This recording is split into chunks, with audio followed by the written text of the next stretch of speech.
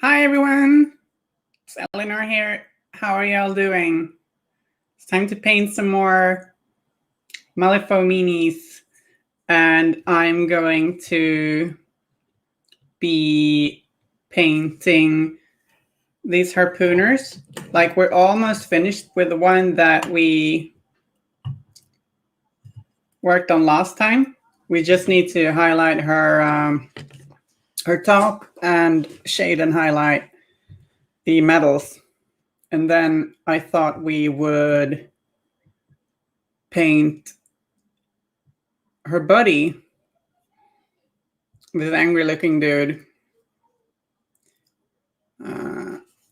which is the second harpooner. So yeah, we'll start out by, like, I'm using Citadel Lead Belcher a lot of the time as a base coat for seal. And that noise there was me swapping my paint water cups around, because I try to, like, either have a separate cup for metals, or I like cleaning it out between metal and regular paints, because metal paints are kind of messy, and they can hurt your brush. They make brushes go bad real quickly. And I try to not use my most precious brushes whilst painting with metal colors, like these true metallic colors. So I thought we'd start out by base coating the metals on this dude, and then we'll finish up his friend. And Malifaux is sort of traditionally painted with non-metallic metals, and I can do some of that too. But like for gaming miniatures, I really kind of like true metallic metals too.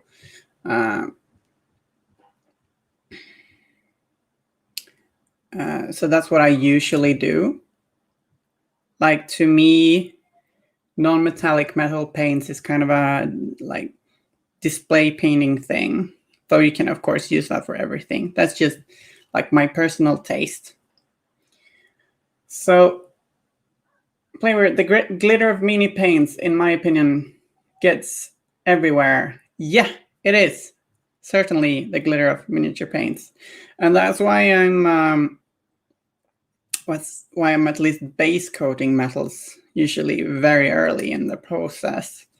And if there's a lot of metal on a mini, I'll probably complete all of that early.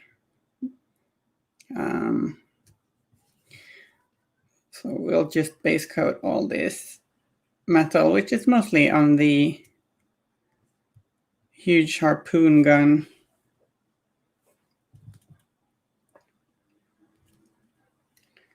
And yeah, last time I had glitter, like I had some glitter face paint because it was like a tiny festival. It was fun just finding it like weeks afterwards, after a move, just finding glitter everywhere. So it's fun, but yeah, I guess it can also be not very fun. But yeah, we're using the glitter of mini paints right now. So just gonna try and make sure I base coated all of that metal on his harpoon gun. The Sembrak lights aren't the only kids with harpoon guns on the block anymore. So got that little metal ring there connecting his belt straps.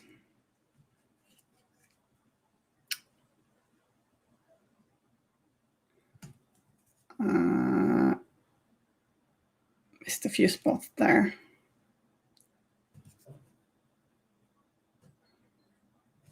And I find these metal paints often dry rather quickly, but we'll still set this off to dry and go back to his friend.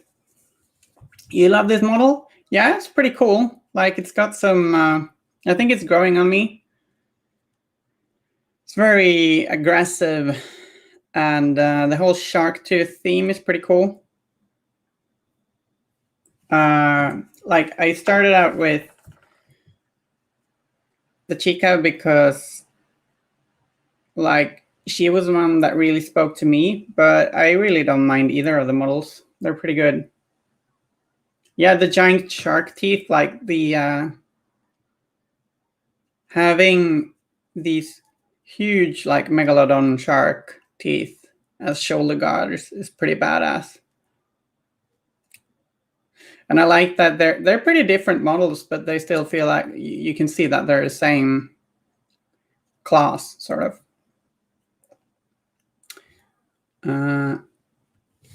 So I'll start off by shading the metals on the lady. And I'll do that by mixing in a little bit of Abaddon Black and with the lead belcher. I'm actually gonna grab a smaller brush. I realize I want a smaller one.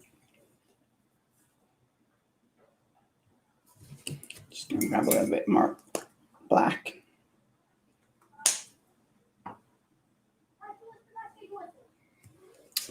And we'll then roughly fill in areas that we want to give shading.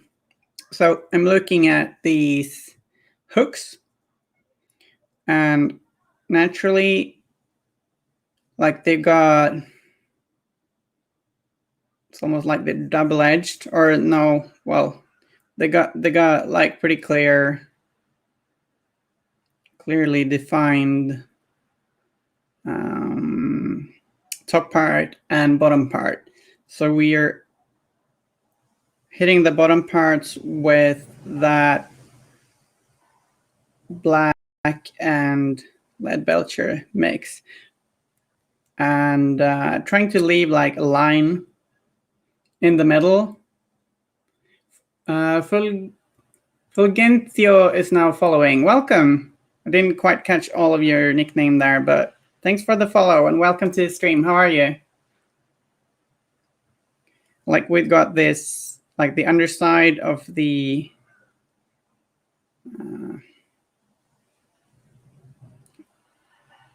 this part of the hook.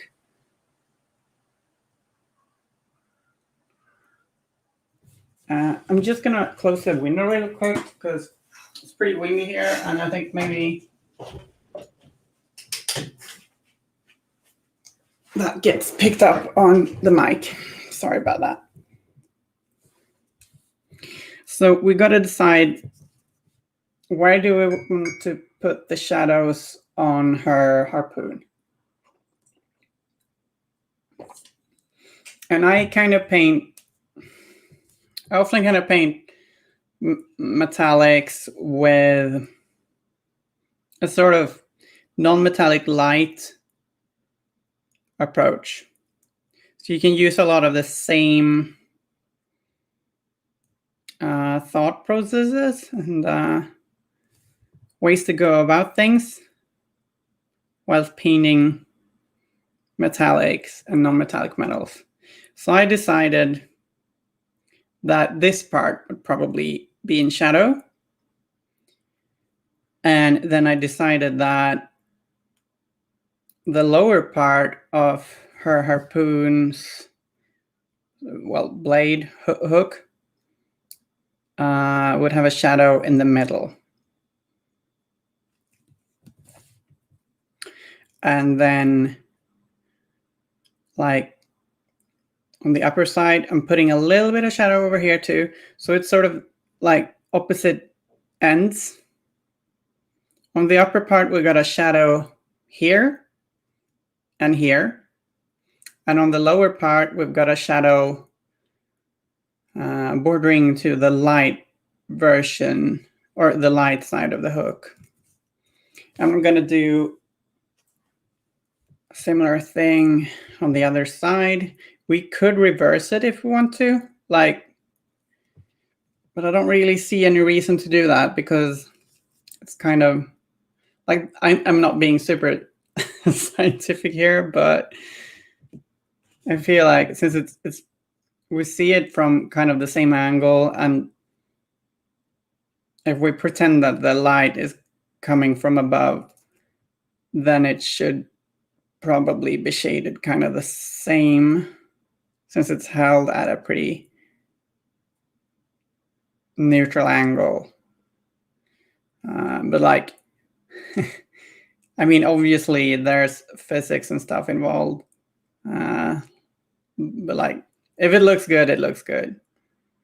I might do some of this stuff incorrectly at times, but like if it makes sense to me and if I feel like it looks good, then that's good enough for me. Like trying to make it somewhat realistic, but it doesn't have to be hyper realistic.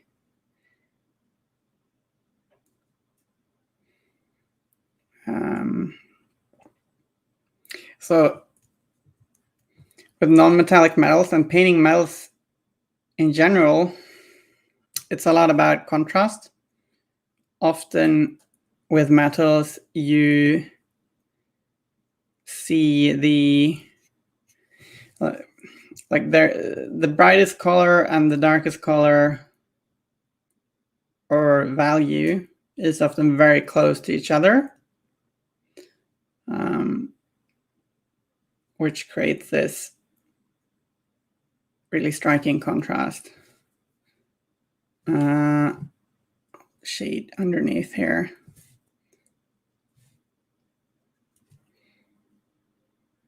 And obviously with these metallic paints, we've got some, like you don't have to do it like this. You already have some shine, but I feel like it can look really good. So I guess I'm kind of painting non-metallic metal light, but with metallic colors. Might sound super weird to some of you, but I like to do it like that. So we're putting some shading right underneath the hoops or eyes of the hooks too. And what I'm going to do now is I'm going to grab some pure black.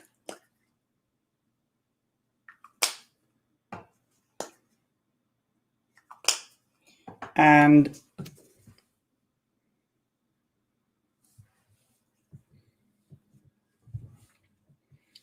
I will put that in the most, like the furthest corner of these edge shadings, or whatchamacallit.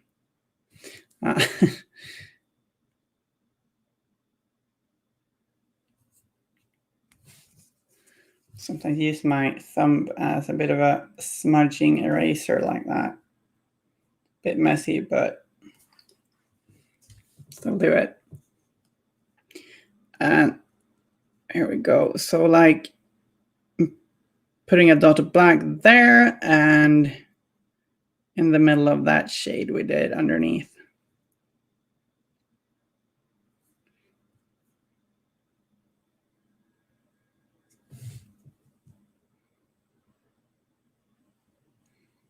The lowest parts of the hooks. Right where the hook meets its hoop or eye, don't know what it's called.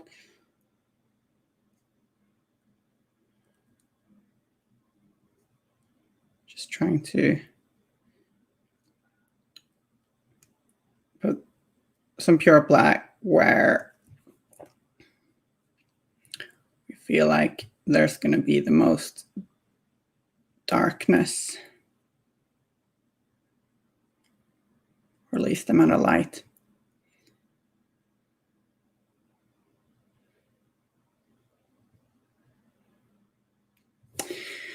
And I think a rule of thumb when painting, and this is true for miniature painting and like regular painting, is that you tend, if you want it realistic, you tend to want something on the motif to be pure black and something to be pure white. And how much of the motif is pure black and how much is pure white, that's up to you.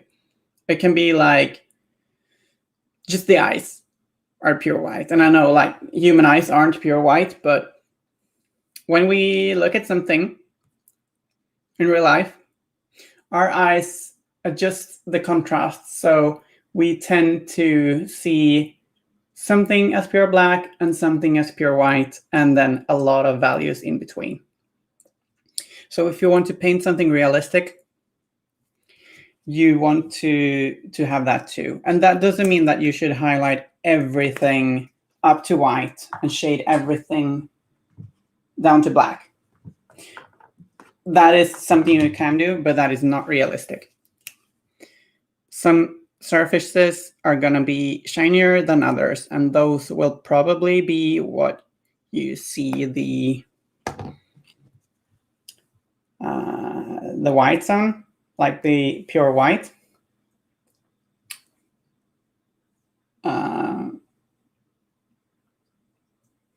So you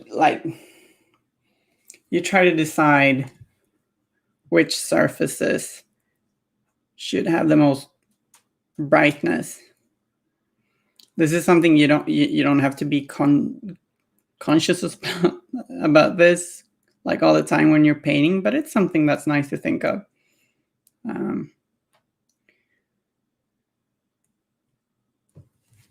And non-metallic metals, since they're very shiny metals, of course, unless they're matte metals, but they go from traditionally, or if you paint a shiny metal in non-metallic colors, you will want to go from black to pure white. But if you're painting like, for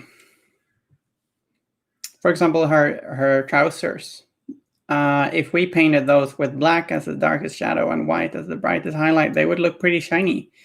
And that might not be very realistic for, say, maybe they're made of wool or something. But like in a single image that we see with our eyes, we tend to, like, our eyes or our brains tend to make it so that we see something, like the brightest thing will read as pure white and the darkest thing will read as pure white or pure black. So that's something to think about. Like, if you really want to draw the attention to the face, for example, it doesn't hurt to have a few like tiny spot highlights of pure white, like on the nose or chin or whatever.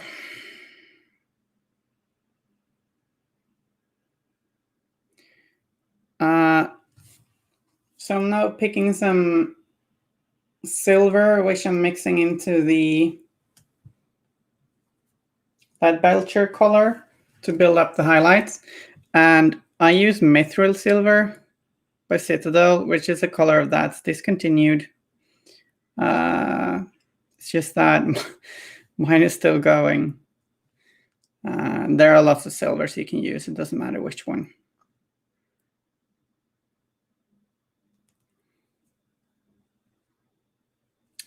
If anyone was curious.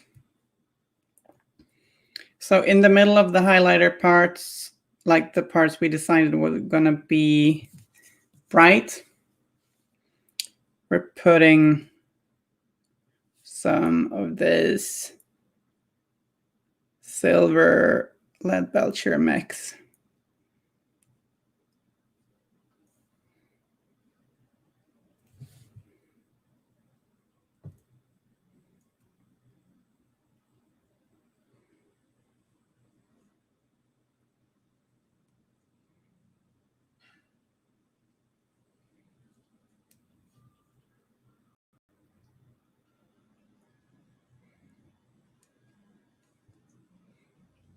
Morten Trier-Tasty Bastrop is now following. Welcome.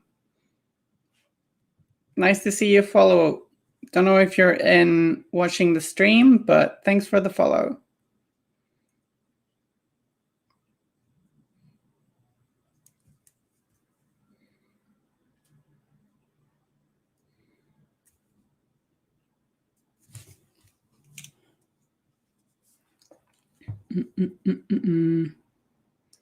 So I think that was enough of my contrast shadow highlight rambling.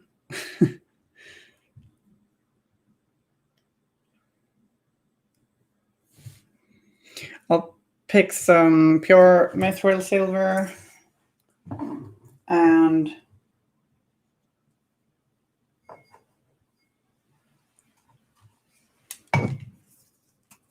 do a final highlight.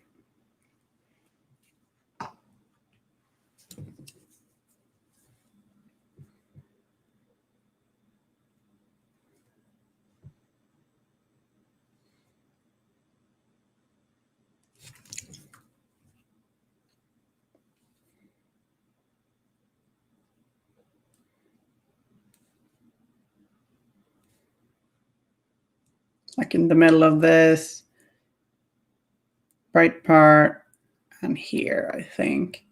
We're not putting the brightest highlight underneath, of course, because that's not gonna get that much light, rather.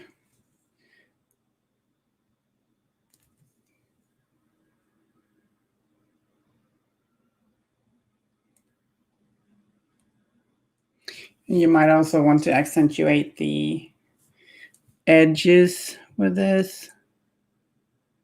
You want them to be more defined.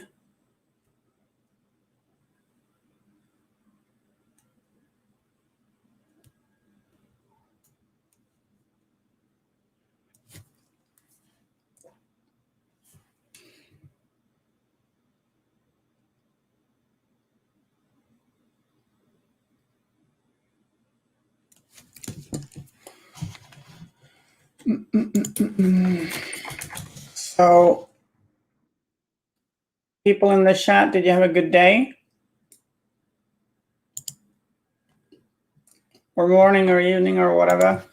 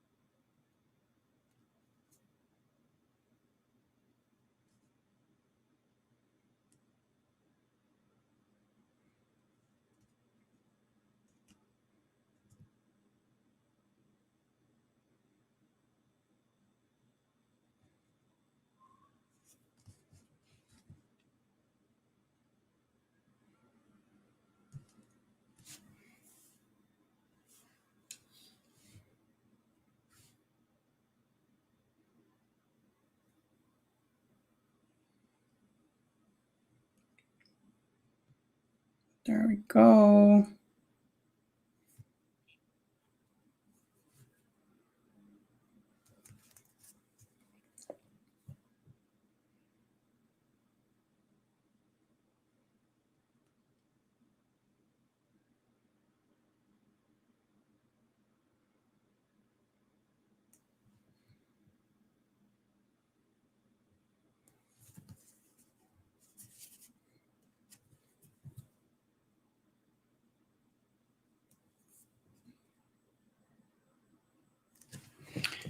Let's see, we might be about done there with the metals, and then we just have the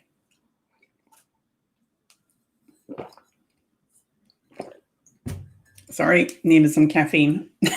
We just have the top left to paint, and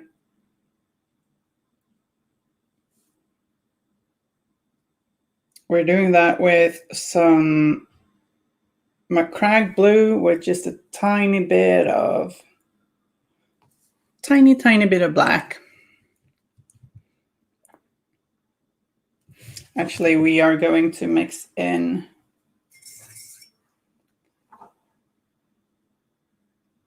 some, oh, what's it called again? All these paint names. Calgar blue into this. So it's a mix of Macragge blue, Calgar blue, and Abaddon Black from Citadel to highlight this top of hers.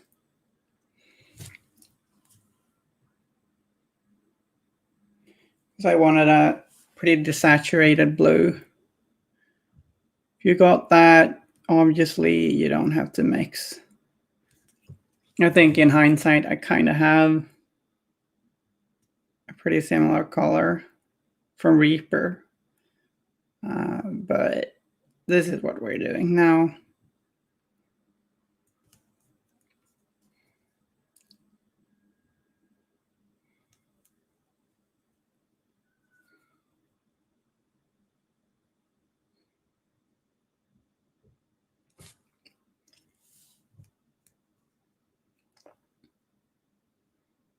Freshest follower, Walter's Workshop.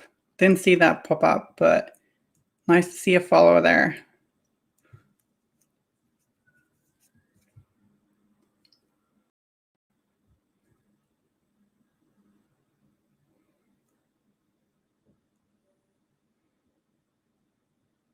So Gen Con is getting nearer and nearer.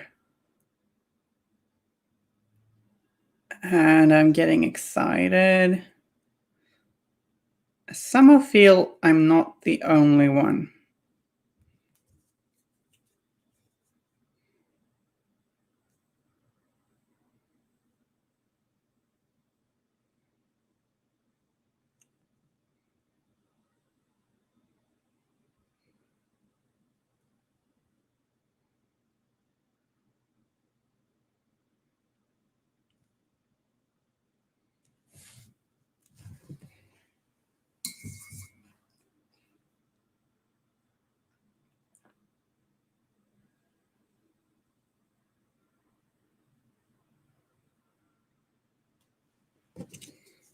I'm brightening it up by adding a little bit more. I'm adding the fang actually. And I feel like we could probably just mix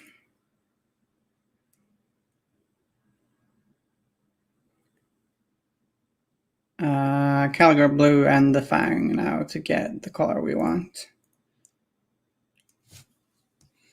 Subgenius 13. Pretty excited. I went in 2019, but I won't be making it this year. Okay. Like, I live in Sweden, so I've never been there physically. But I've ordered from Gen Con several times.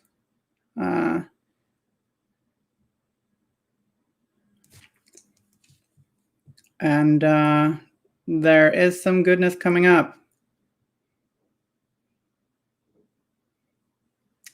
A lot of exciting things.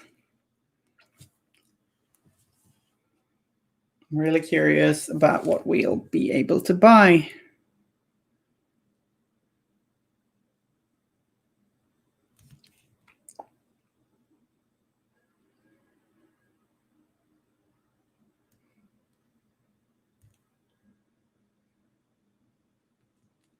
So, are you painting anything right now, Subgenius?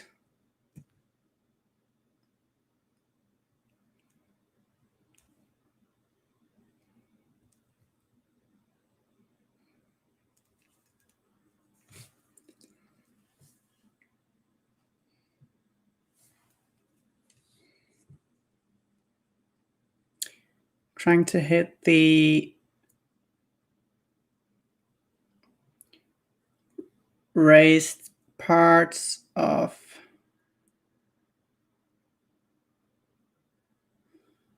the folds of the clothing. Oh. Nice little song there. Hi, Spiredine. How are you doing? Subgenius, getting a few layers of base rust on the Intrepid Emissary. Nice. I really like the Intrepid Emissary.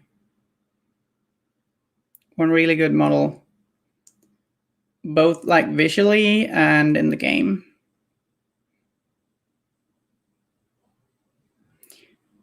I played a game with Jedsa against Seamus in Turf War. On after the last stream.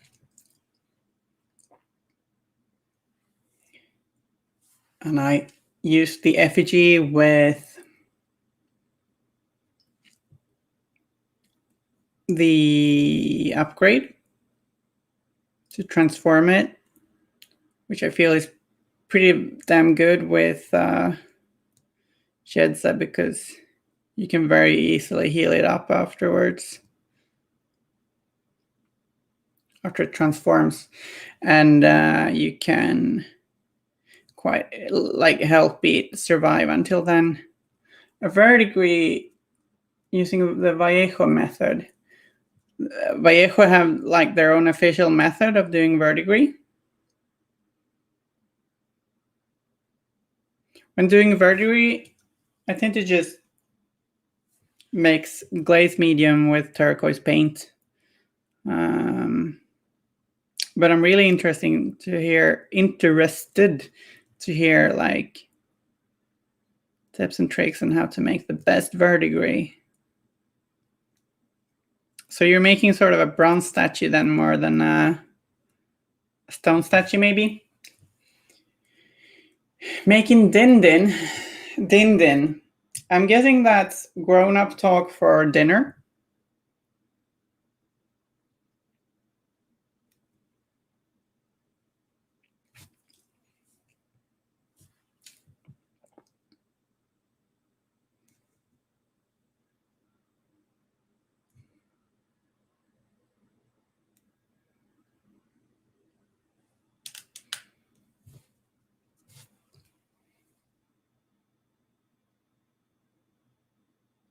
Okay, so I'm using a little bit of the fang and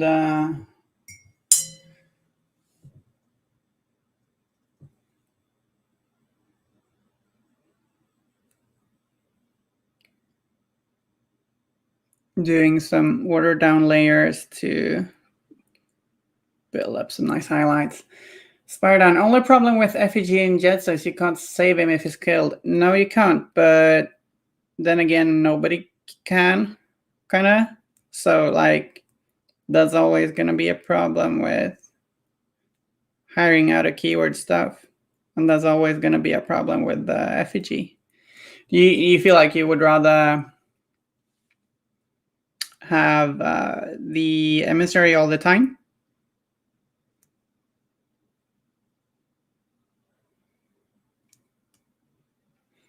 Subgenius, they have special effects set with a guide. Ah, nice. Do you like it? Would you recommend it?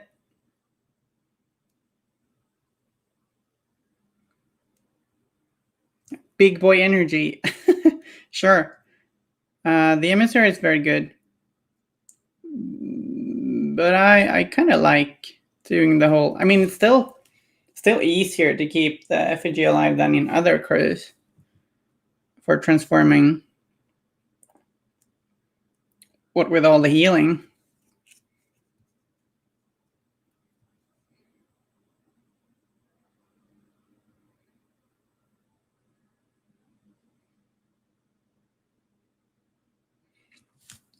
You think Angel Giraldes created it, like with their NMM? Okay, yeah. Bit of a painting god, isn't he? Pretty good, that guy. Not shabby.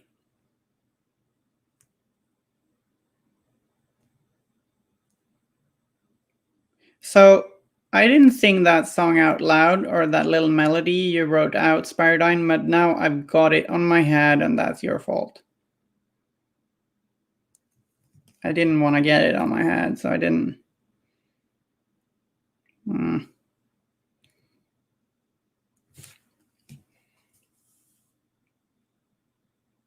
Got the fang mist for a little bit of white now.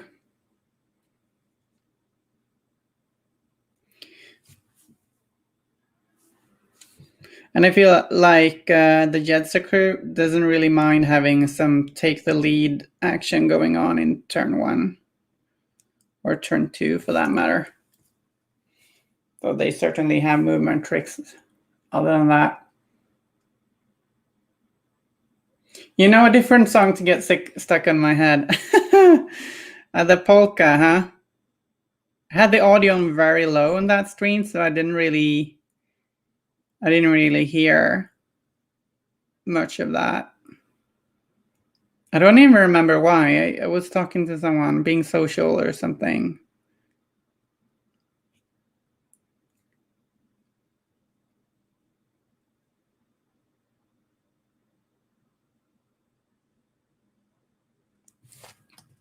Earworms, good thing it isn't brain slugs at least. Brain slugs sounds kind of scary.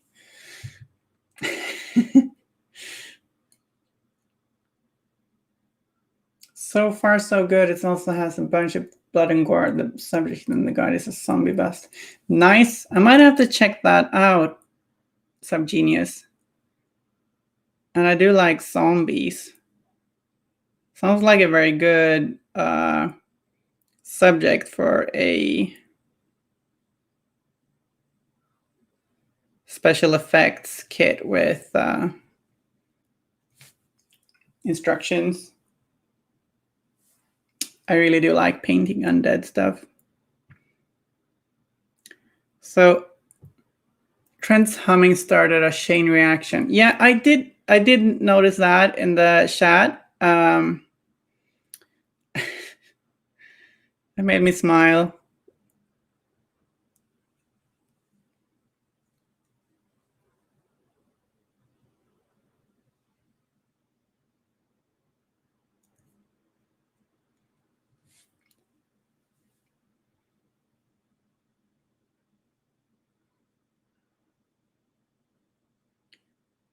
I just realized I haven't listened much to music lately. I wonder what that's all about. Just podcasts and audiobooks.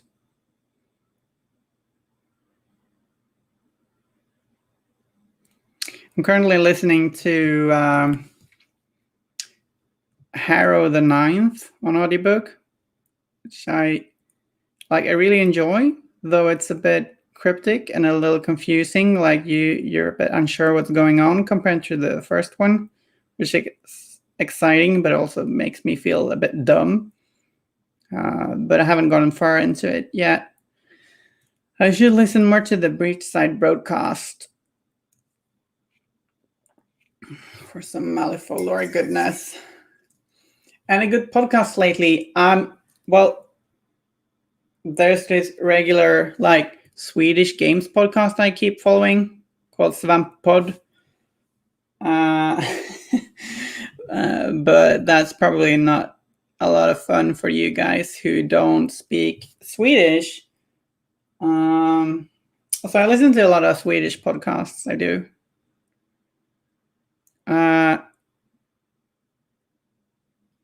Third Floor Wars is a nice one, of course. I kind of wish. Hey, what are they called? That British Malifaux podcast. What are they called again?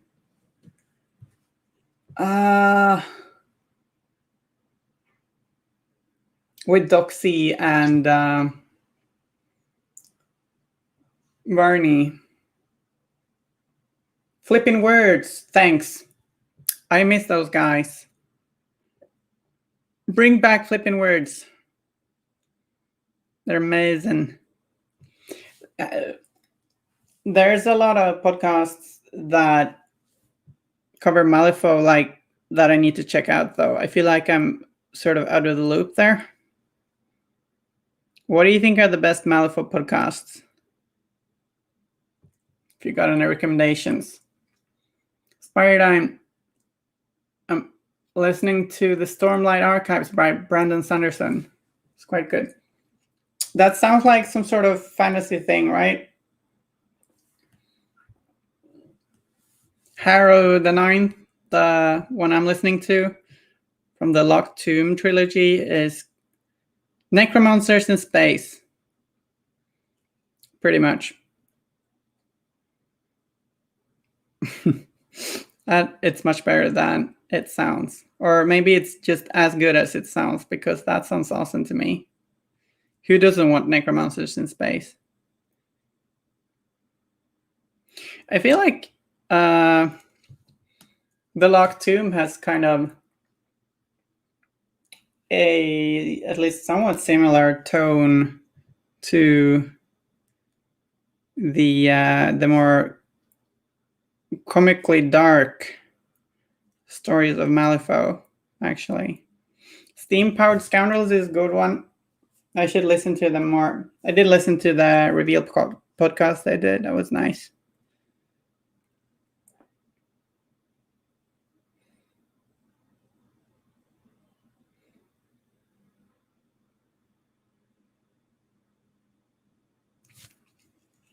So I think we're very close to being done with this lady.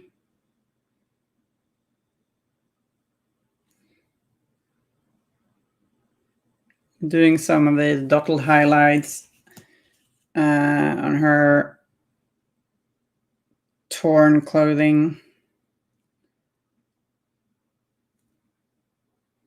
I'm trying to suggest a little bit of texture, like the fabric is a little rough.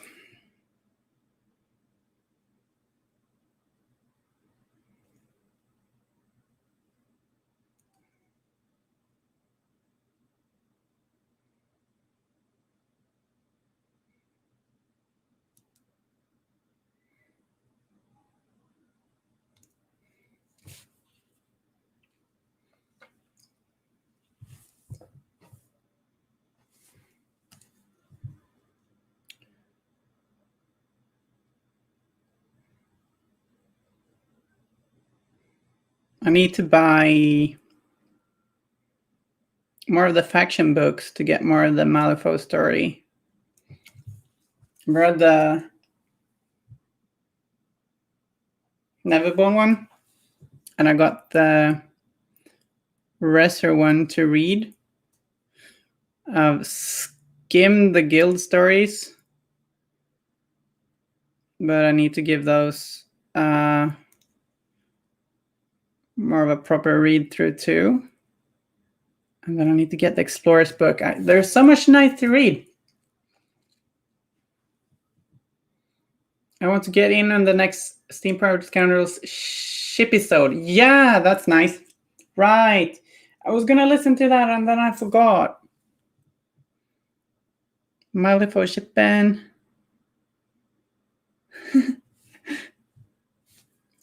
Yeah. It's a fun part of the hobby, actually.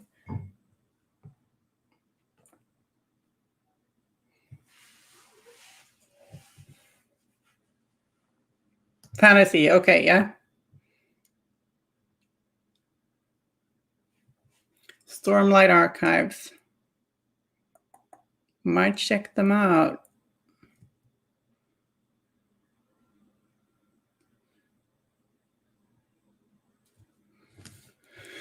So now I'm thinking that the top on the front, it got a little bright.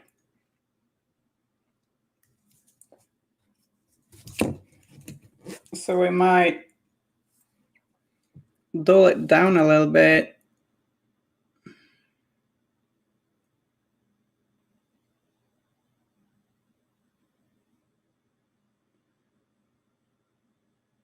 Sometimes it's easy to get a bit carried away with highlighting, and then suddenly it's gotten a bit like brighter than you want it to be. So I'm gonna have some watered down my Crag blue and black mix, and I'm just gonna paint it over most of the areas. Darken it down a bit. I might also give it a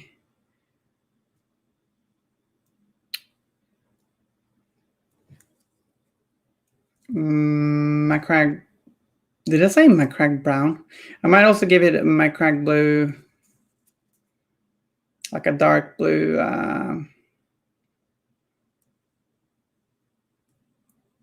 tint, like a filter or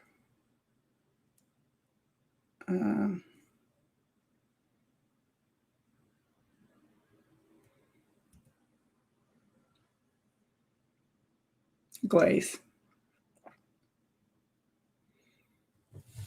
What do you think? I think she looks pretty cool.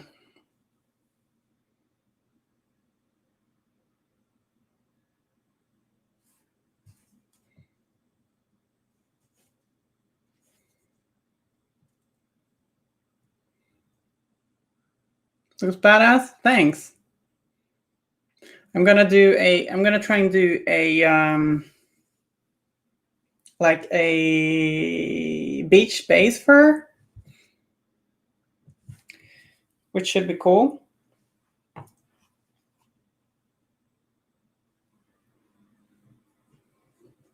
Very inspiring. Thanks, Subgenius. Thank you. That apparently packed away the pot of Macragge blue.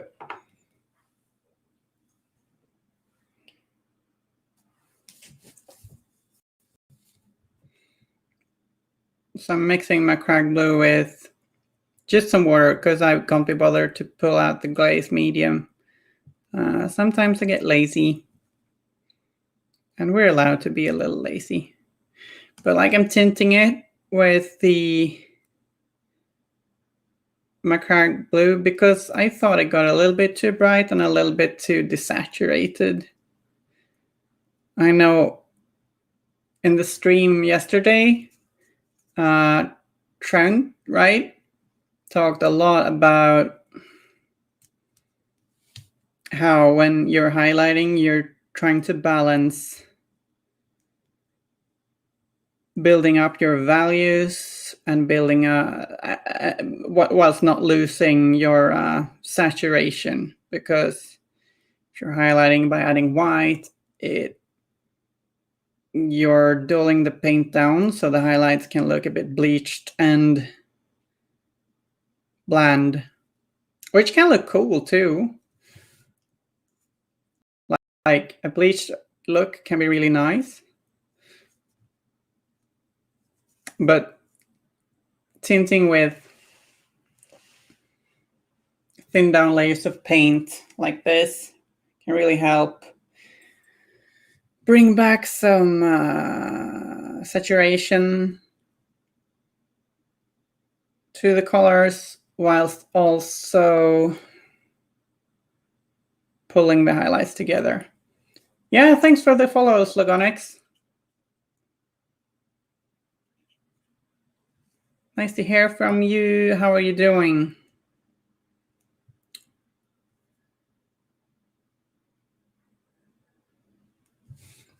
She's pretty much finished. Yeah. So, big brother or friend.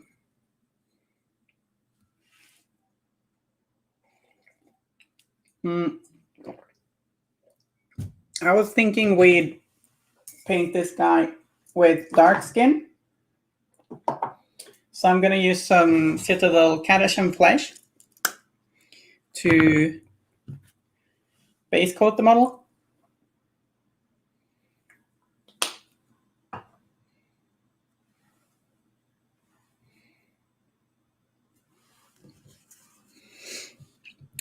To base coat his skin, to be precise.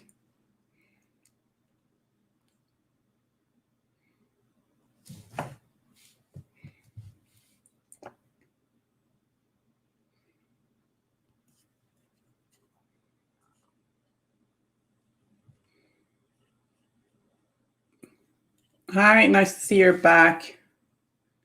I know your Facebook Messenger removed the games. I didn't notice that. I never played any Facebook Messenger games. You missed me like kind of declaring the miniature done, I guess.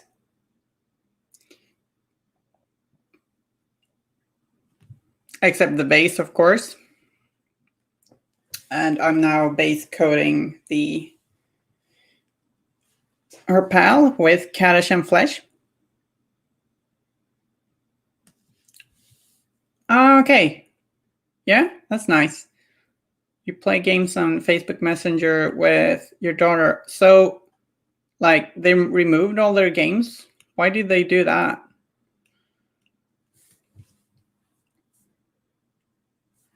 Can you play them via some other app? Or how does that work? For some reason, I barely ever played games on my cell phone.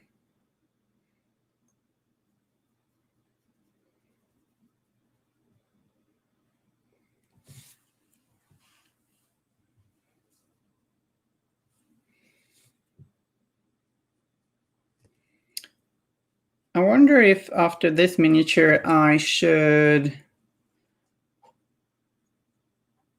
keep painting this Rising Tides box, or if I should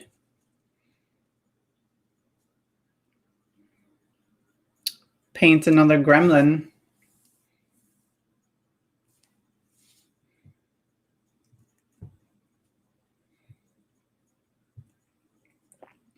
A weakness for escape room puzzle phone games. Hey, that sounds like a lot of fun. I can see that being nice. I did play some, like I only played in like one of those physical escape games once, but I've also played a couple of board game versions called Exit. I don't know if they're Swedish or if they are international, but we played maybe there were translated versions, or maybe they're Swedish, I don't know. So we're pretty fun. You prefer word puzzle horror game?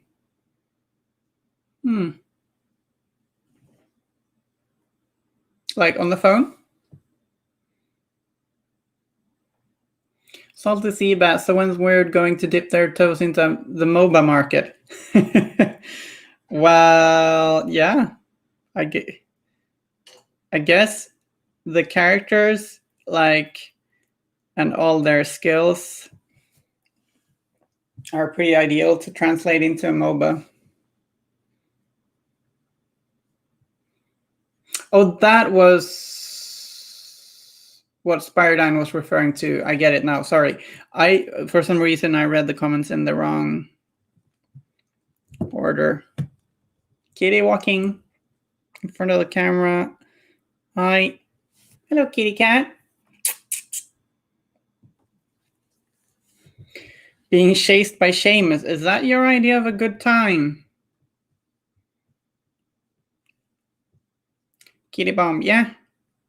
I know some streamers have kitty cam. That would be fun. I'd have to get her like some sort of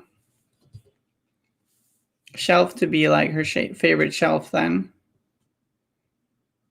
Some people have palette cams. Some people have kitty cams. I only have 2 cameras.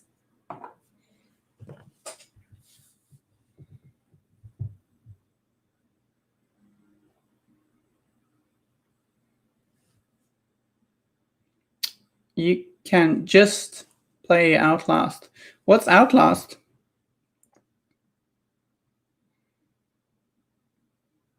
Is it where you're chased by something?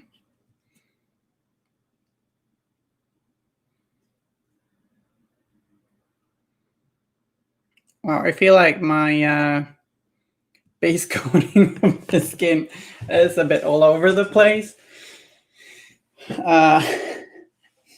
I blame you guys for distracting me with phone game, Malifaux, MOBA talk.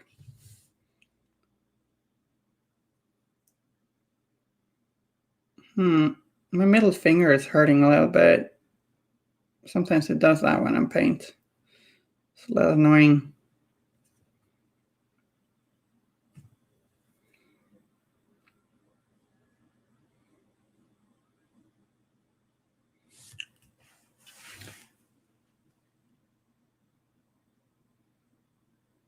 Give her a GoPro and film wherever she goes. I have a GoPro actually, but I'm not sure she'd like wearing a GoPro. I think that would annoy her a lot.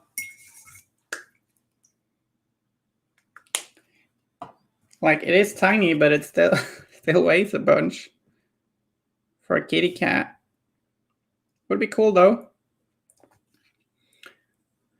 Survival horror game that takes place in a hospital or prison.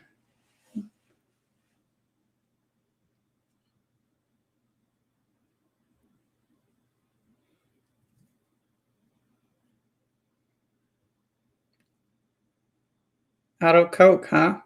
Yeah. Can't have that, I guess. I feel you. So, gotta base coat those fingers.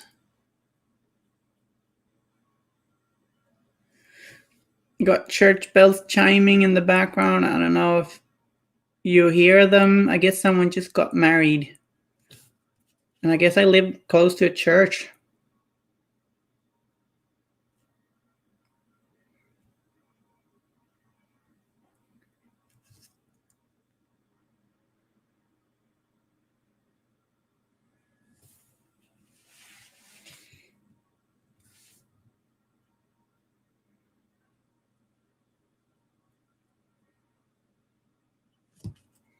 I think we base coated all of it.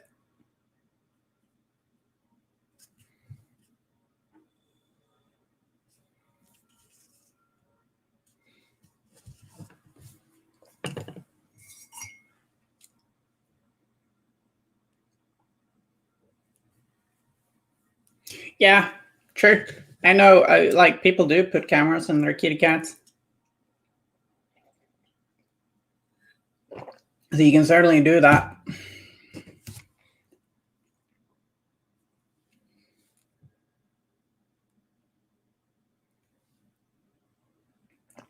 Okay.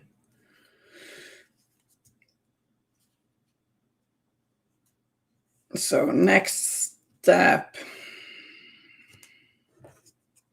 Do we want to give them the same color loincloth? Yeah, I think maybe we do. So like he'll get a turquoise loincloth too. And maybe a turquoise headband. Or is that too similar?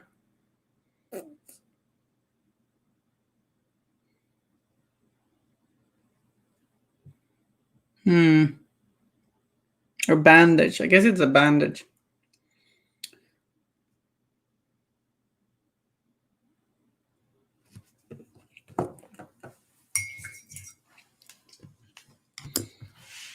You know what? Let's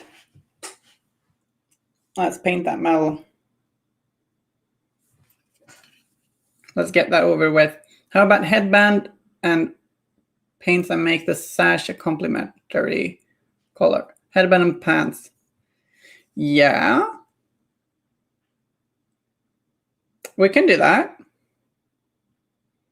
That might be a good idea.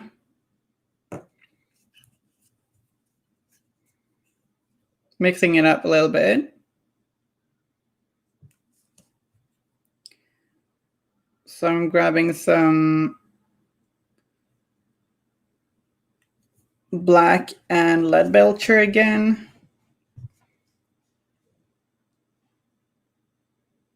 Shading this lower part of the harpoon. And maybe this part a little bit. And we're gonna shade this area. And this upper one is gonna get more light.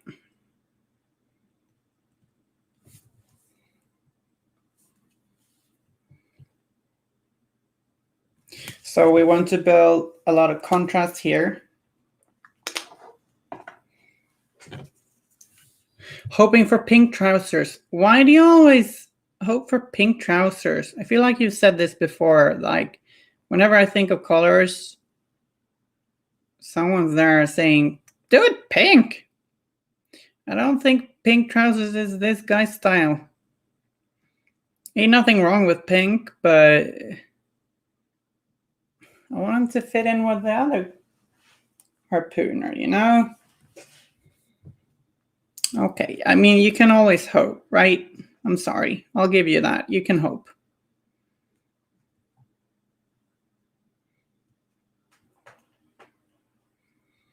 Early 1900s, pink was considered an extremely masculine color. Yeah, I know. I'm aware. But, like, I try to make my miniatures match each other. Maybe I should do some pink stuff, though.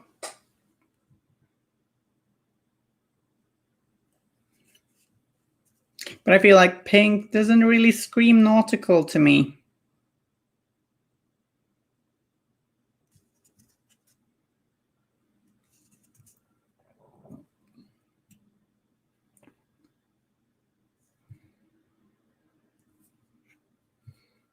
I want to go with blues and greens and grays. That's what I want to do.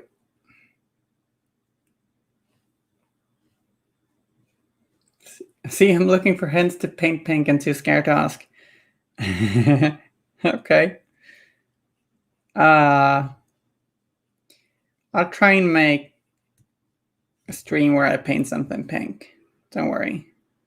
I'll try. So on like this flat area on a metal surface, you will get like a shine right on the edge. So we'll paint silver right on the edge, but right near the edge, we want a lot of contrast to that silvery highlight. So we're gonna paint that black. And then like blend that downwards.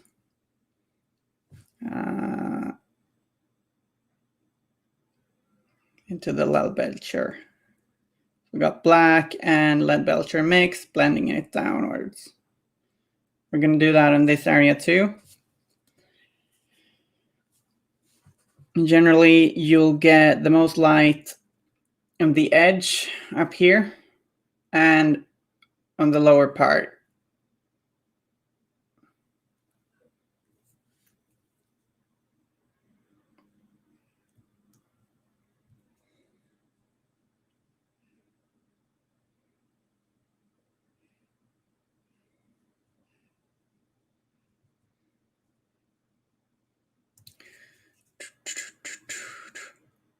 There's a little bit of a mold line, not a mold line, but like a little residue from putting the mini off the sprue, which I missed. And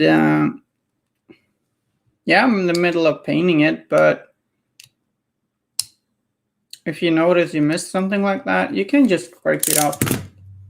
We haven't gone far in painting, and we can just base coat that. Again, like, don't be too afraid scraping stuff. At least if it's early in the painting progress. Like you find a mistake, something you found you forgot to clean up before priming. Just cut or file it off if it bothers you. Obviously, don't do this when you're like into your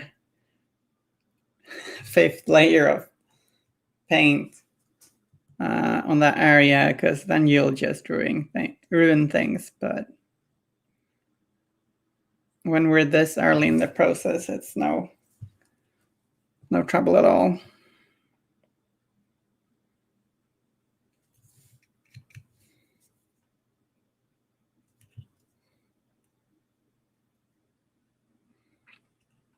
Blending down a bit.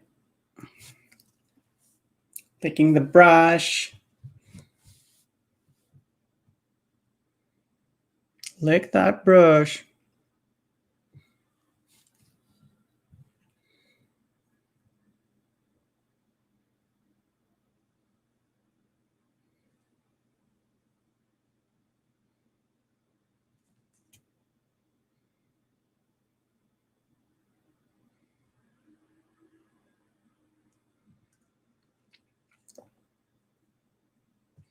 Any of you here gotten a game in lately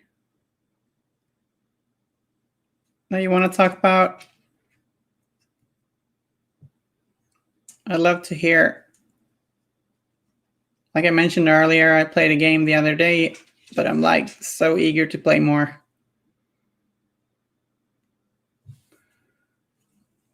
Sounds like a game show. Now lick that brush. Yeah, that was kind of what I was going for. Lick that brush. Blum, blum, blum, blum, blum, blum, blum, blum, blum, blum. I know I'm weird. Hope you'll forgive me.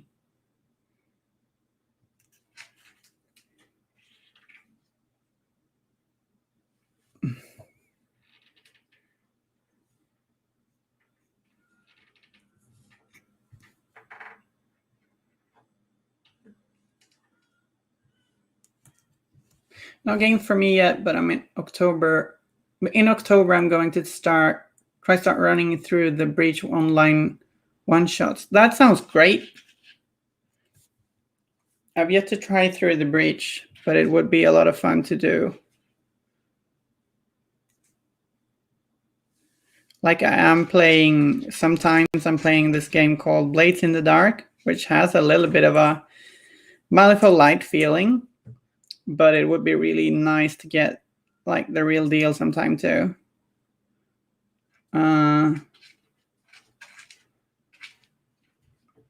Yeah.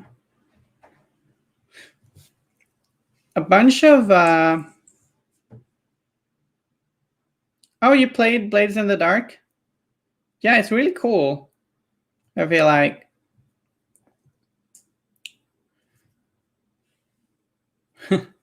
Got some great mechanics.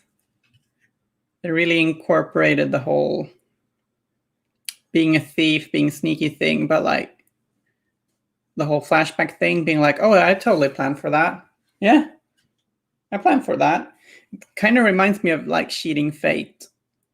Almost. Like, yeah, well, it's kind of like you're cheating. Well, I did plan for that. Honest. That mechanic is really cool.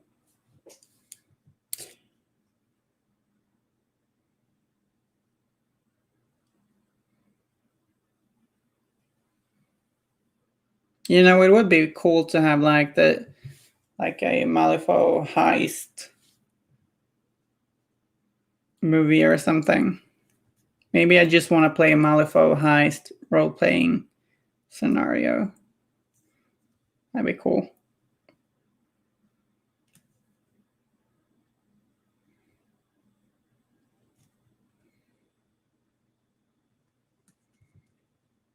So I've been at this Harpoon for a while now, shading it. And I think it's time to highlight it. I love how cinematic it comes across. Yeah? Yeah, me too.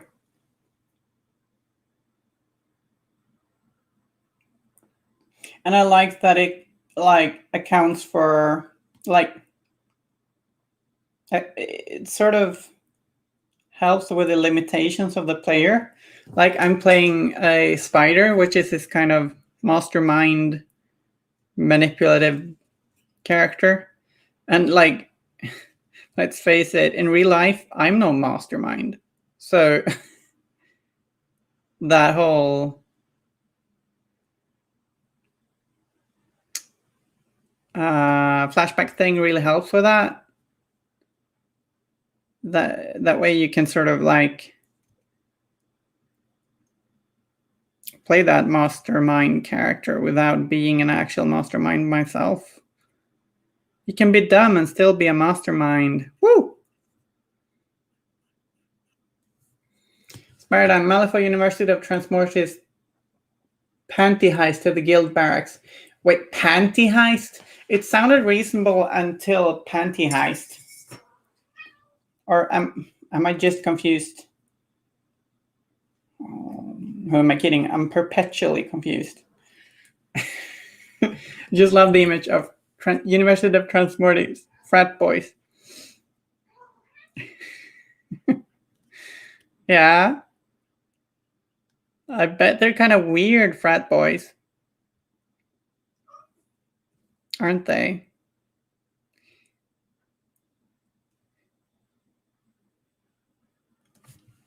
See, anyone who knows this in the lore, there's like Leviticus and Albus. I mean, I feel like they have sort of similar. They're both into making these crazy flesh metal creations. Like, do they have... I feel like they're kind of similar. Do they have the same methods? Or are their methods very different? You're a bit of a wrestler guru, aren't you, Spiridine? Do you know?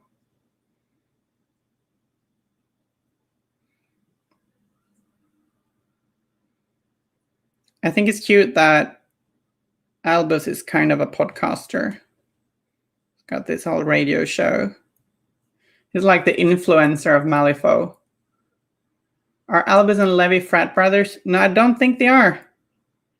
But maybe they were once. Did they go to the same school?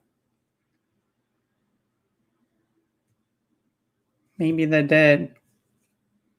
Probably not. I mean, hijacking the ether boxes. Yeah.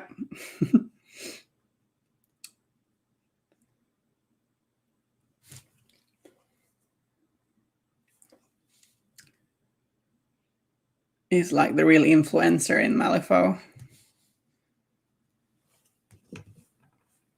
Albus, that is. He's probably got a ton of followers.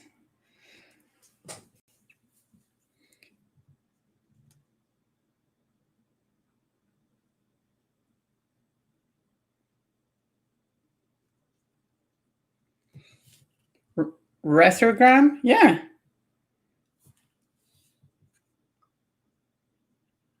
Probably.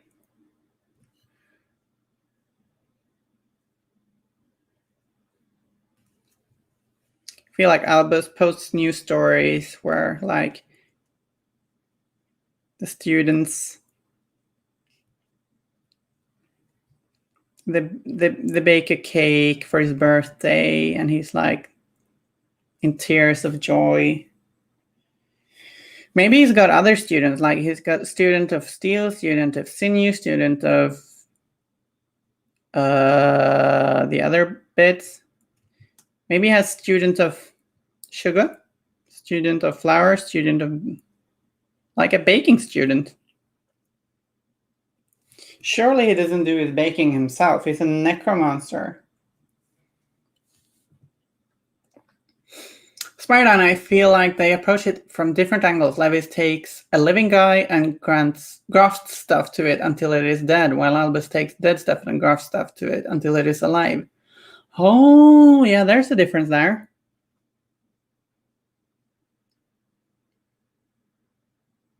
Thanks for the explanation. See, I wonder if they follow each other on the retrogram, being like inspired, or maybe they're skeptical, like, why would you do that? I love that. I figured he makes his poor research assistant do the baking. That makes sense.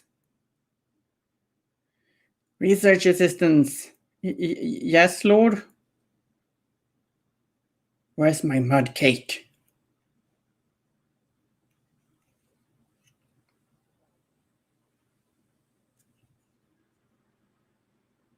I love the story where McMorning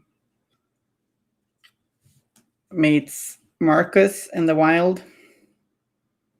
Mark is like, wow, it's really interesting how you connected the nervans in this rogue necromancy. He had them on like mirrored. And Mac Morning is like, yeah, makes it more lifelike. That made me chuckle. Mac Morning is golden.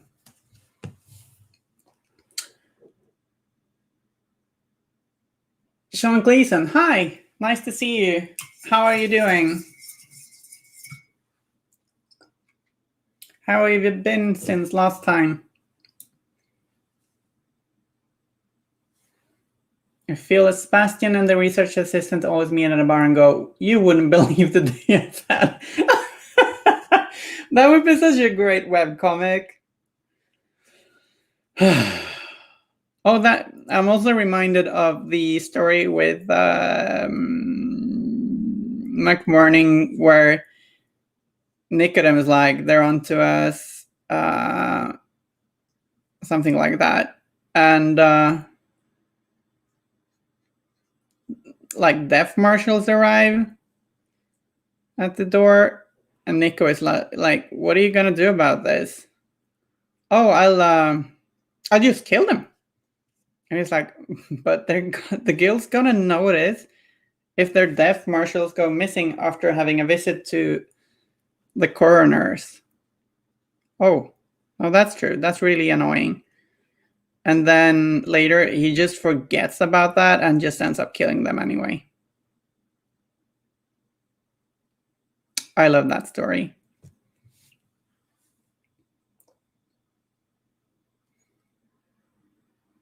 McMorning's insanity in Broken Promises was amazing. Yeah. Is that when he's like, yeah, he's like constantly, he's sweating and he's like wiping his face, but he's got these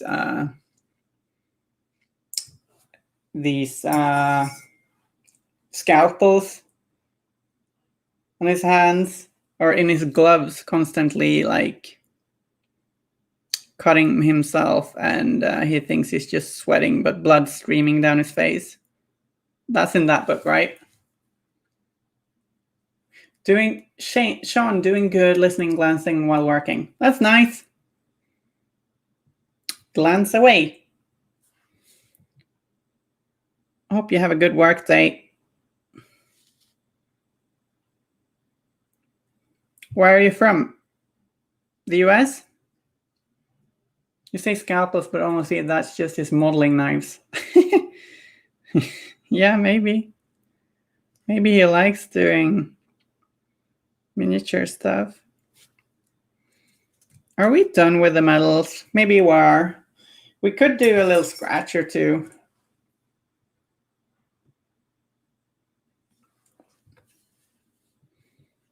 Like, to add more interest to this part, maybe. Thin little lines. Silver. And then licking the brush is optional, but then you grab a bit of black.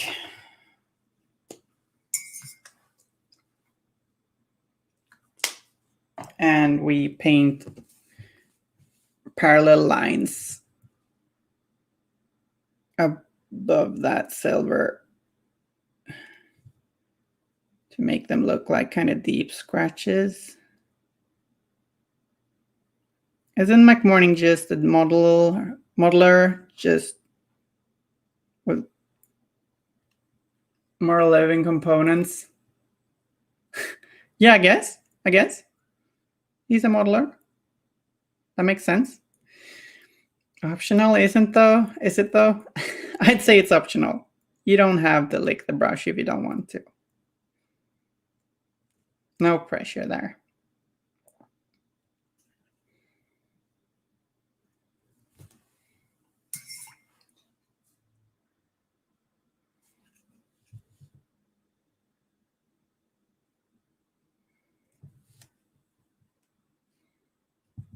Playword, yeah, that was the book. When he finally revealed his Western Estelage and mixing up Domador with Dromedary. Right. I've forgotten about the dromedaries. Oh, that's an easy, like, it's a fair mistake, right?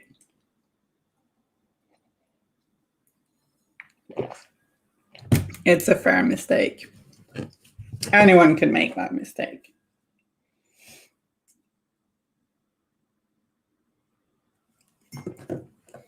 Okay. We got the medals done, I think.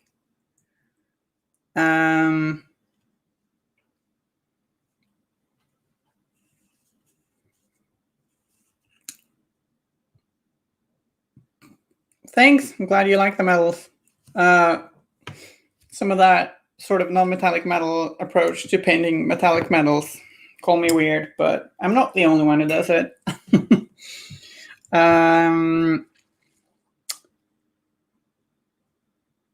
I want to say we're gonna... Oh, I missed a spot on the base coat. Of course I did. Of the skin. Like in the armpit area.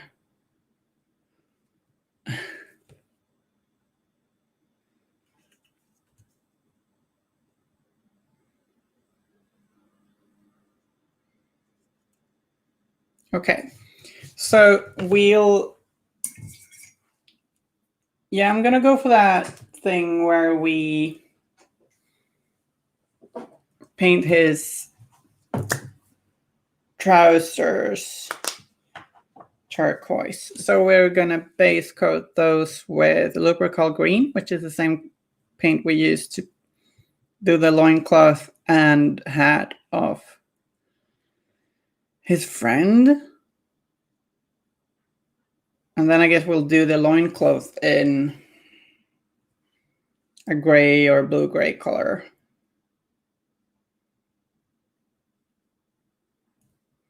So they have similar clothes, similar colors, but not in the same places.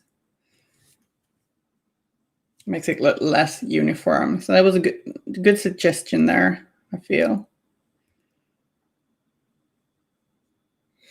So Lupercal green by Citadel. It's not the best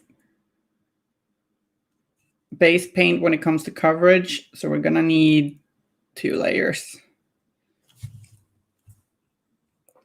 You often need 2 layers, but like it's a little thin, sort of.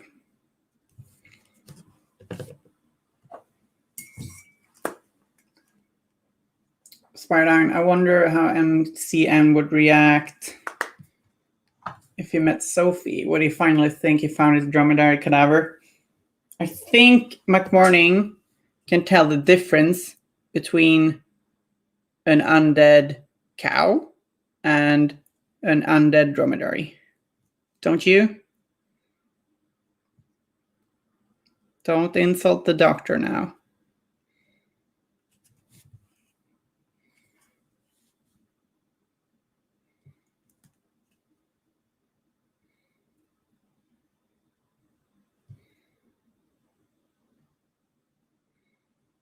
You never know with McMorning. Fair, but I still feel like he's pretty good at knowing what an animal looks like.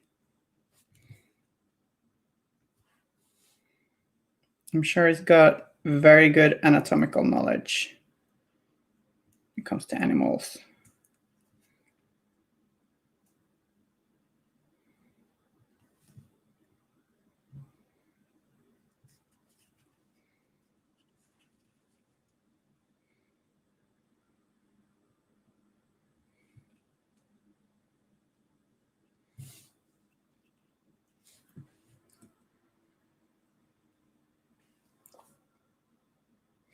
But he might, but like a dromedary has not got horns, and I think he knows that. I think you underestimate him, man.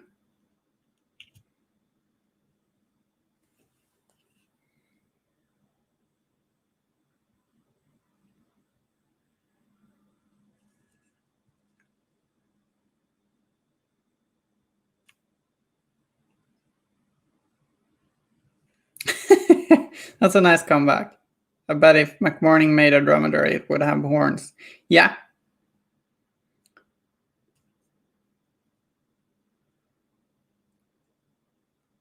Same with Marcus.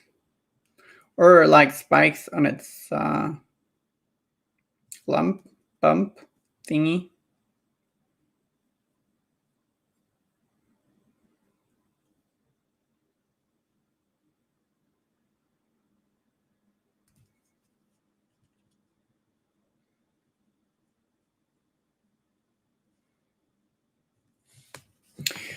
So let's shade the skin with a wash.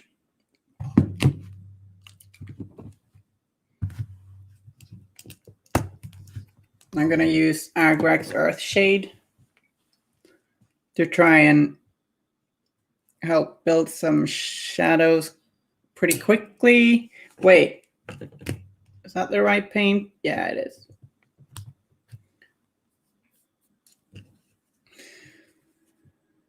And to help like show the definition of all these muscles, because it's got some pretty clearly defined muscles, and I felt like a wash would help us get some shading pretty quickly on that. We can complement that with some brush work for the regular paints later.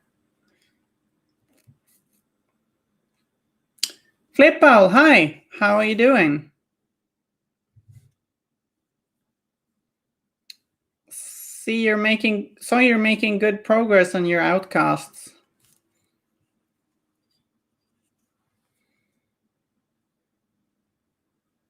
See, whenever I see your nickname, I keep thinking of like an owl on a skateboard making really cool tricks.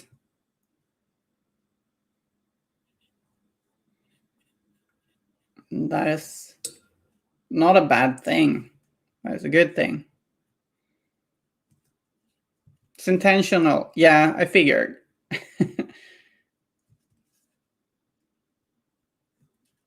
I figured as much.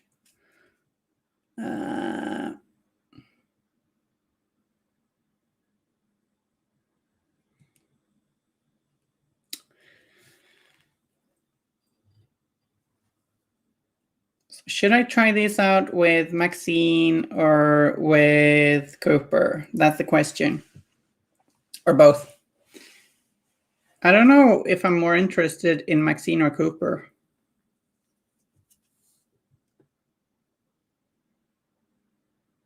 I think I feel like Maxine is the cooler one in my eyes.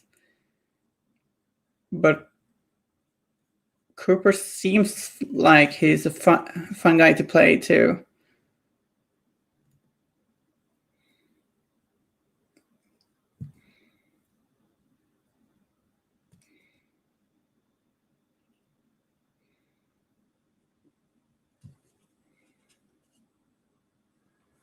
Smartdown, only thing cooler than a flip out is a barrel roll mold. Oh. Those ones are rare, but when you see one, yes, impressive. So we did a pretty heavy wash of Agrax on this dude.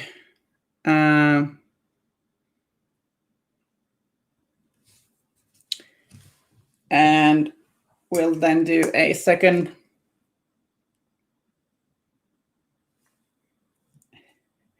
coat of Leprechaun green. Dara thinks it's weird that you're not waving back. I can wave back. Hi. How are you?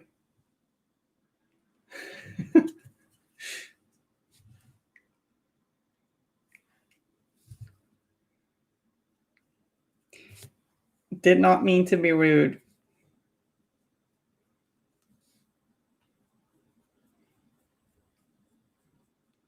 He's waving like crazy. Aw, that's cute.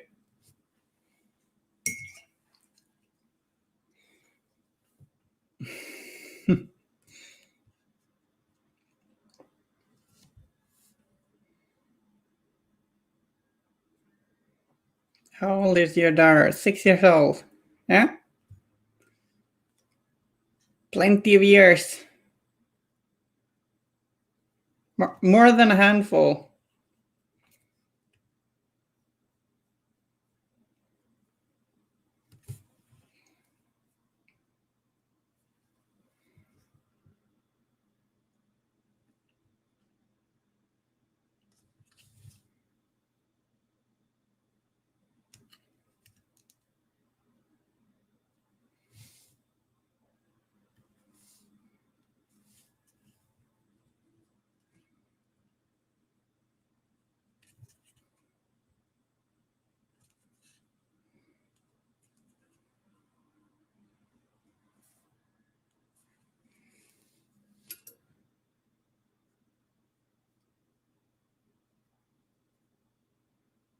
All them daddies in the chat.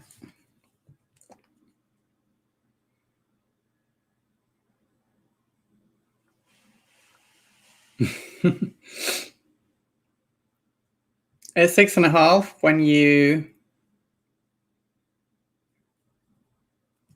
get them kids into miniatures.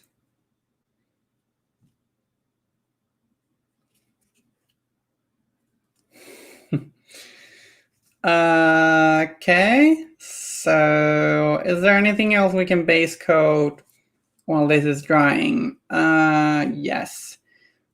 Let's base coat the loincloth.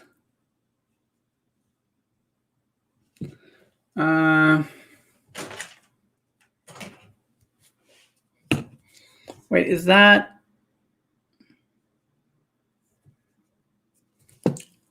Gotta make sure I don't do the wrong thing.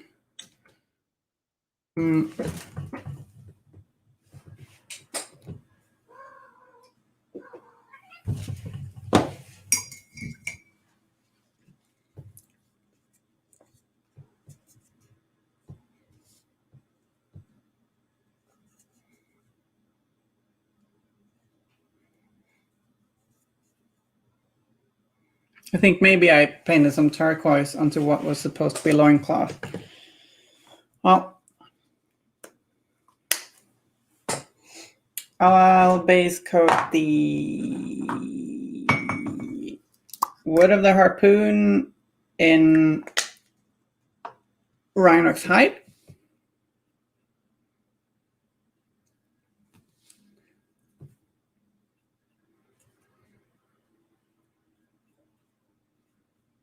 This harpoon gun's grip is pretty huge.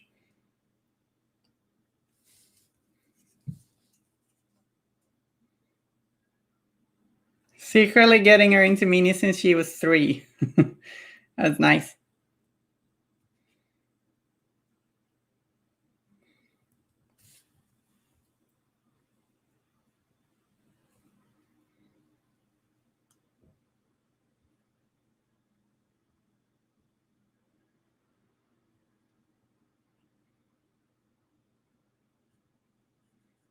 Yeah, I guess you can start with painting and wait with the games. Malifaux is probably not really 6-year-old compatible. But maybe Bayobash is? Sorry, it's called Bayobash, I think it's pronounced, right?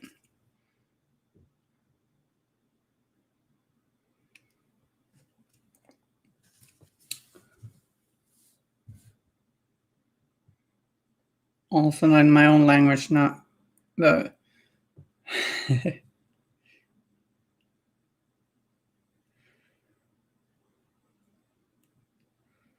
know we're all friendly and all, but now I get reminded of the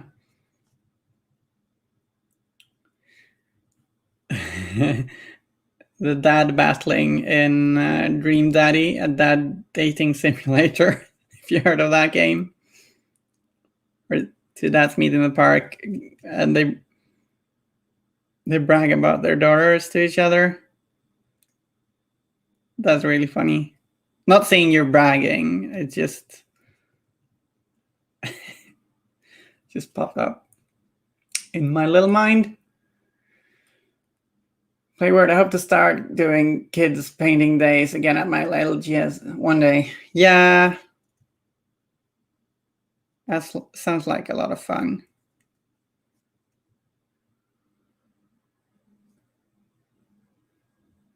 Hope it's sooner rather than later. We'll start playing. Yeah.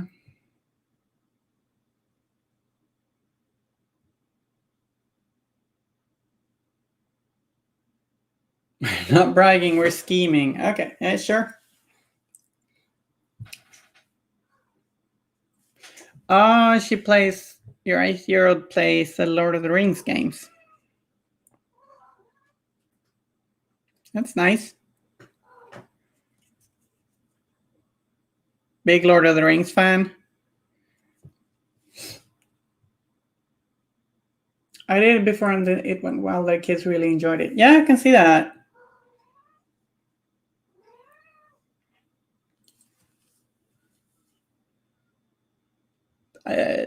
I don't think it's. I think that's fine. Flip. I enjoyed that game too. It's really nice.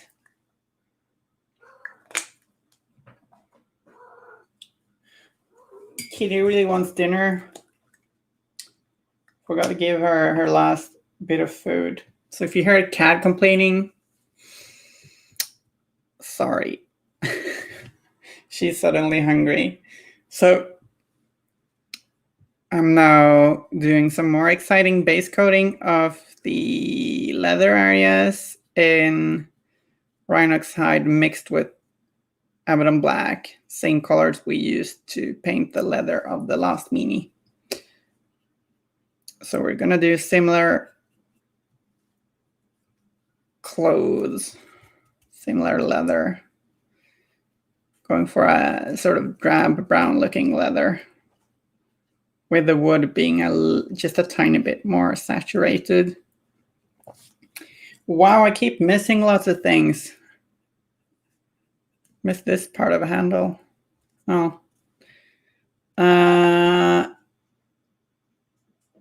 Might be difficult to base coat all of the leather though because of the wash.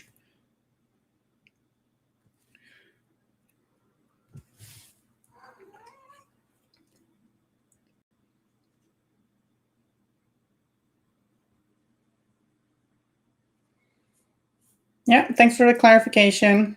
So we can mention other games, just don't plug them in the chat with links and stuff. Yeah, makes sense to me.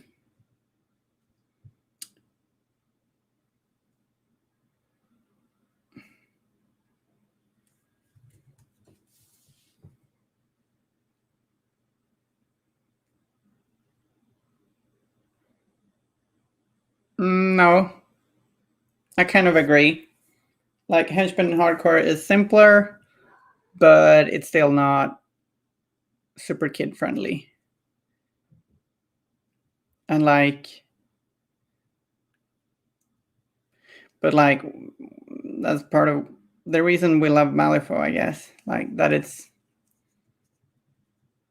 for adults pretty easy to get into, but pretty deep. But like would be cool to have a kid-friendly version too.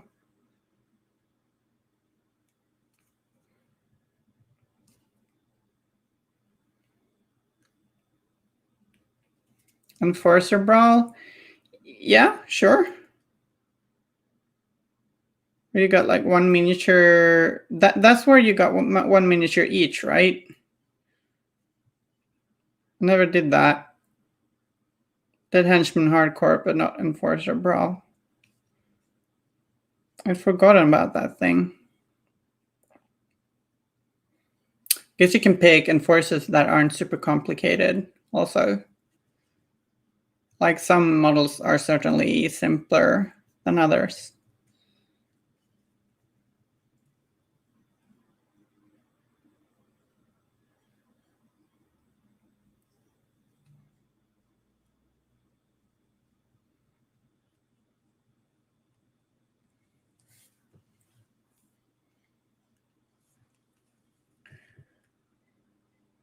I guess the most complicated ones tend to be henchmen and masters. Everyone plays an effigy. Could be fun. We play Lord of the Rings and Infinity, which is a couple of goons that have the same stats and weapons, and that's fun, but I have a hard time seeing how that would work with Malifaux. Maybe. Like the main mechanics aren't that complicated. And I guess you could like maybe you can make your own versions of miniatures with simplified rules. Bit of a project, but it should be doable.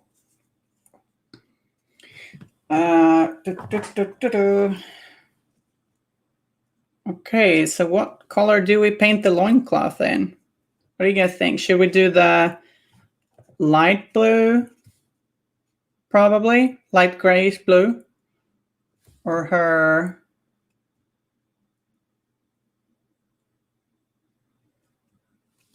I think. Do we want to do the? Should we paint the loincloth in the light gray or the slightly darker one over top? Tricky. I guess I'll base coat the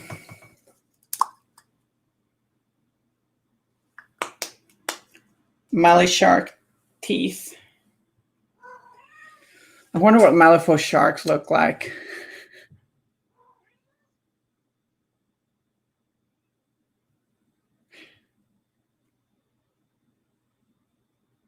Maybe real spiky, maybe they got tentacles, maybe they got tons of eyes.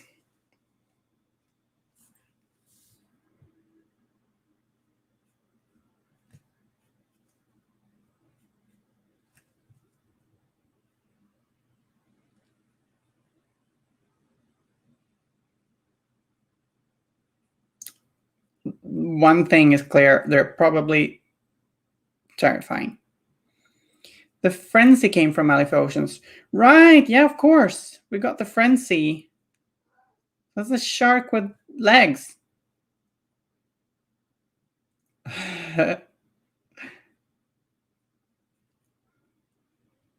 Right, of course, Puppet Wars. I never got to play Puppet Wars.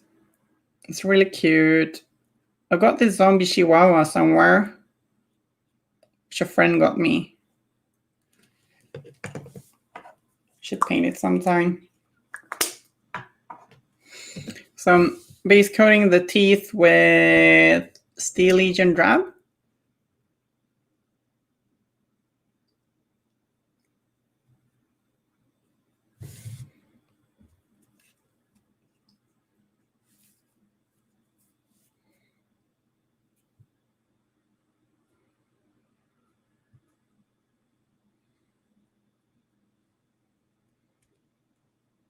Then we've got teeth here hanging from the belts. Gonna need 2 coats.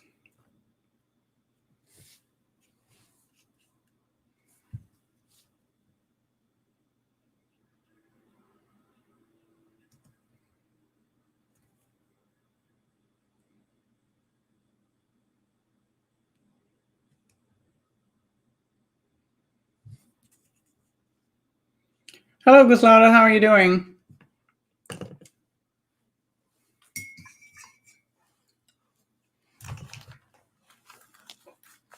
You had a good day?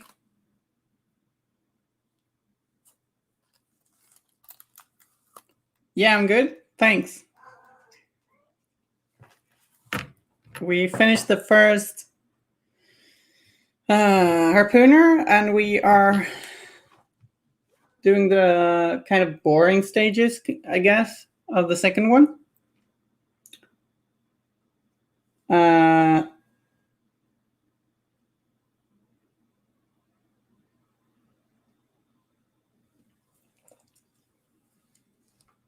Blocking it in, yeah.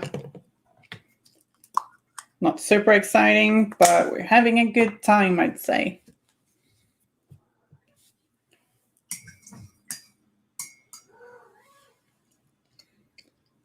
And the kitty cat keeps reminding me that I have not given her all her food. Don't know if you heard that, but her yawns are so silly. So silly.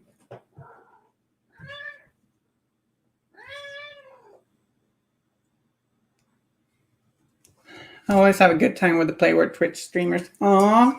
Yeah, me too. I can say that. I think we'll leave the loincloth for now because I'm not entirely sure how I want to paint that. I'm gonna grab some black, water it down a little bit, and do some shading on the leathers. What's the kitty's name? Kitty's name is Zetkin. Zetkin.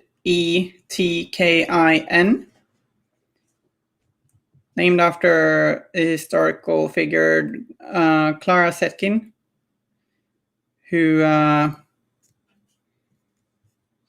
sort of helped make the International Women's Day a thing, at least in Europe. I don't think she was like solely responsible for it. But it was actually a friend of mine who named her that. I really like the name.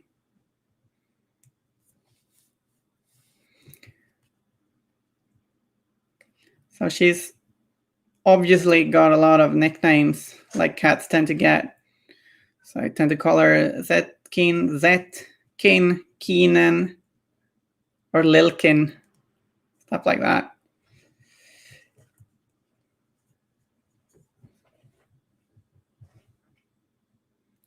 She is currently making the camera shake. So that's nice. Reed Matthews is now following. Welcome, Reed. Nice to have you here. How are you doing?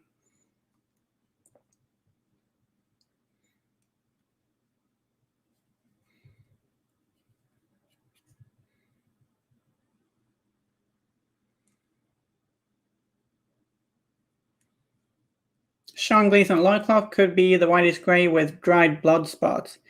That could be cool. Reinforce the brutal look of him.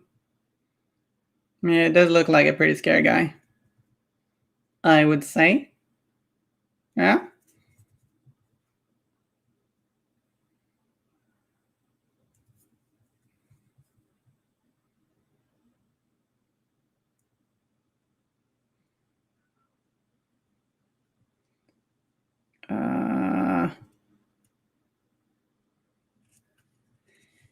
Just doing some shading of all those black areas. It's barely visible, but I'm shading the little black areas or dark brown areas with black.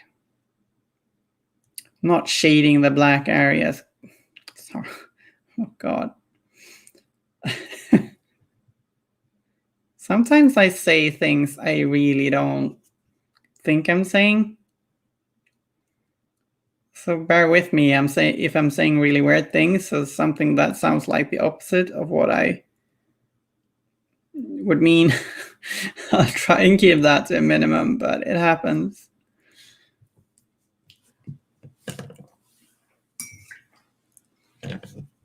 And we'll get that.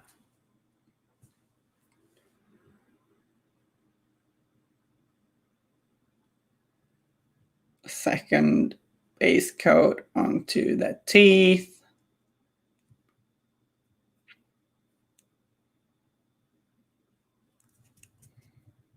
Like blocking everything in. Is that... Maybe that's a little tooth as well.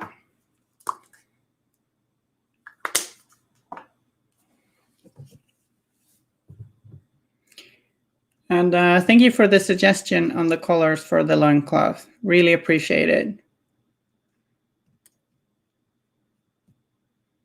It's nice that I get some help.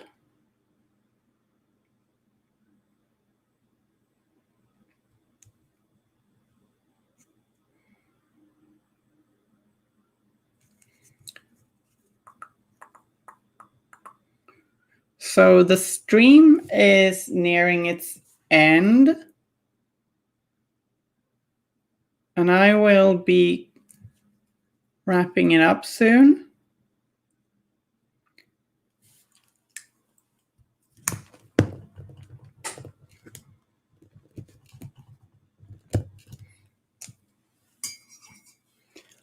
Weird, I forgot to check today. Do we have another streamer going live later?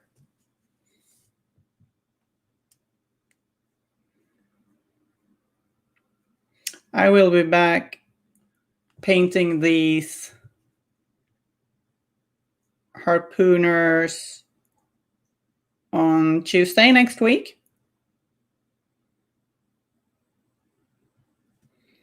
And by then we should also have a YouTube video where I do the swamp bases on my channel, Bayou bases. Yeah, so we have Guslado painting at 3, and now I have to do math in my little head.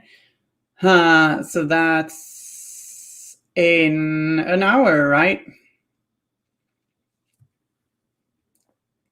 I say that my head is not that little, I guess, but it feels little at times. So in 1 hour, we have Guslado painting. So be sure to check that stream out here at Play Weird for even more painting goodness and weird hangout. Should be great. I'll be following along that whilst working on my painting commissions. So yeah, like I said, I'll have a YouTube video up if everything goes to plan on how to make cold swamp bases with water effects next week at my YouTube channel. And my YouTube channel is youtube.com/c/Sybarite_painting. You could just search for Sybarite Painting on YouTube.